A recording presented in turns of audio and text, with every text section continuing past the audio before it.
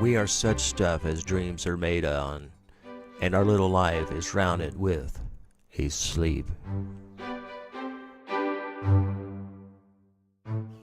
Long ago, in a small town outside of London, in a house in Stratford-upon-Avon, the renowned playwright William Shakespeare sits in a chair with his family and eats his last supper. Shakespeare dies on this fateful date, April 23rd.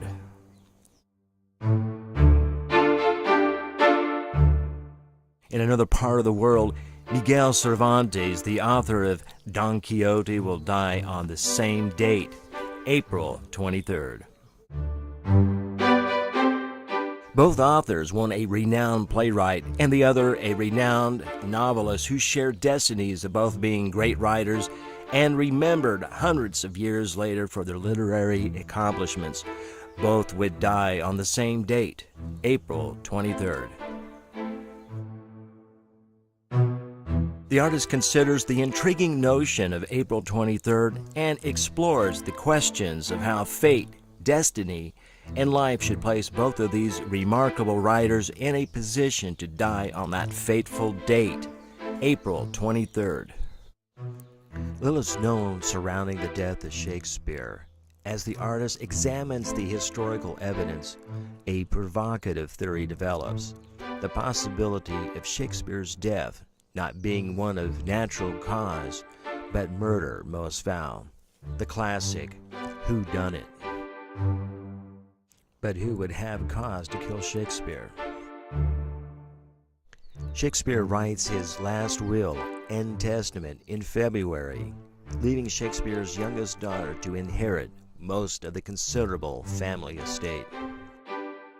The wife and oldest daughter are cut from the will.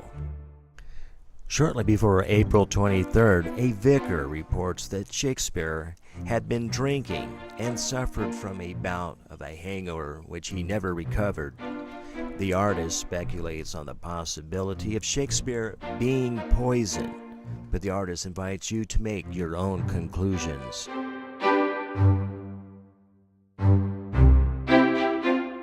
Shakespeare looks into the future where the stage lights light up the ballet production of Romeo and Juliet, some 400 years later and into the present. Looking close at the maid's slop bucket and veggie basket, we see hemlock and poisonous mushrooms. The deer is symbolic of why Shakespeare entered into acting. As a young man, he was accused of poaching a deer. About to be charged with poaching, Shakespeare joins a theatrical troupe that was traveling through town. He left with the theatrical troupe and ended up spending over 20 years in London. Eventually, the poaching charge went away. When Shakespeare returns, he learns that his father had tried to get a crest. Because his father lost most of his money, he had difficulty in acquiring the crest. But Shakespeare's mother laid claim to some blue blood, so Shakespeare was granted his crest.